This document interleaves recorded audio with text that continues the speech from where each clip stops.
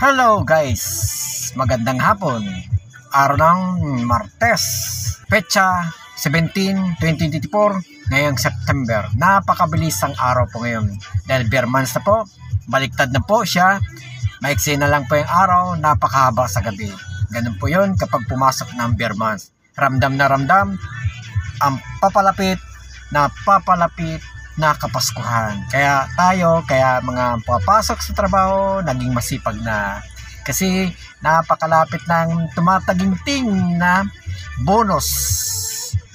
At lalo-lalo ng 13-month pay. Kaya kailangan tayo mga nagtatrabaho, lalo-lalo na mga regular sa trabaho, ay di lang sobrang sipag, kailan doblehin pa ang sipag at tiyaga para marating natin ang tagumpay na darating na parang Santa Claus, mini Santa Claus. Mga guys, napakaganda po yung panahon po ngayon, araw ng Martes. Salamat sa Panginoon.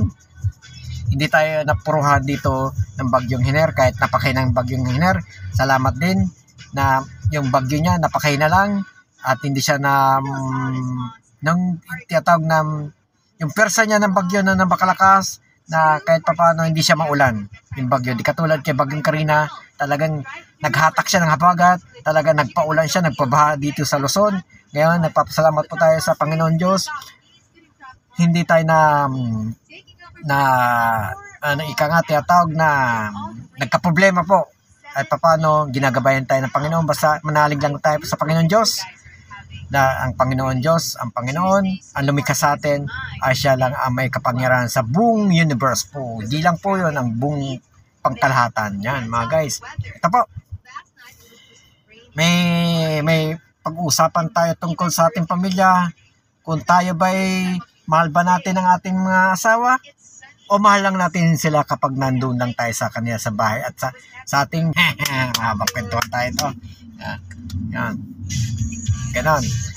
So, basta sa atin, halimbawa, may magka-problema na sa atin sa pamilya natin, o tayo may mga asawa na, may mga anak na, wag natin sila pababayaan. Ganon lang po yun.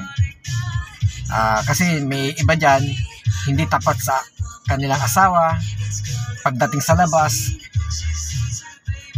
yun, medyo kumakaringking ko, may magandang ganito, yun. Kasi importante ay nakakauwi ka na maayos at buong-buo mo na ibibigay ka ng pagmamahal, lalo sa mga anak, ganun. Kahit halimbawa, ito na lang po, kapag halimbawa nagka-problema sa pamilya, nagkahiwalay man kayo ng iyong asawa, wag nyo pababaya ang inyong mga anak. Kahit sabi pa naghiwalay na kayo, buo pa rin, tuloy pa rin ang pagmamahal, tuloy pa rin ang pagsuporta sa kanila. Pag halimbawa naghiwalay na kayo ng inyong asawa, kung magkaroon ka mga asawa ng iba, ang pagmamahal mo sa unang sa mga anak mo dati at nagkaroon kayo ng anak nitong kinakasama mo ngayon, huwag mo pababayaan. Basta ang pagmamahal ay buong-buo, tapos puso mo silang mamahalin bilang isang anak, bilang mga anak mo. Ganon, para hindi sila magbago kapag lumaki sila. Kasi pag pinababae, nagbabago ang kanilang ugali. Kung anong kababayaan mo sila, ganon din. Pag ikaw tumanda, pababayaan ka rin nila. Yan, ganon. Para sabihin ng mga anak mo, kahit naghiwalay na kami,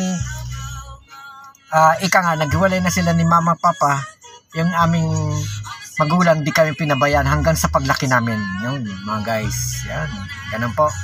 Ito po, ang konting payo ko lang po sa mga kalalakihan, lalo na may mga asawa at pamilya na po.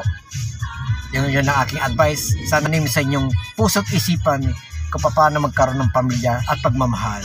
Ganun, hanggang dito na tayo muli. Ang boy mahirap na si Bilasis Jagboy, isang vlogger. Hanggang dito na po. Bye-bye.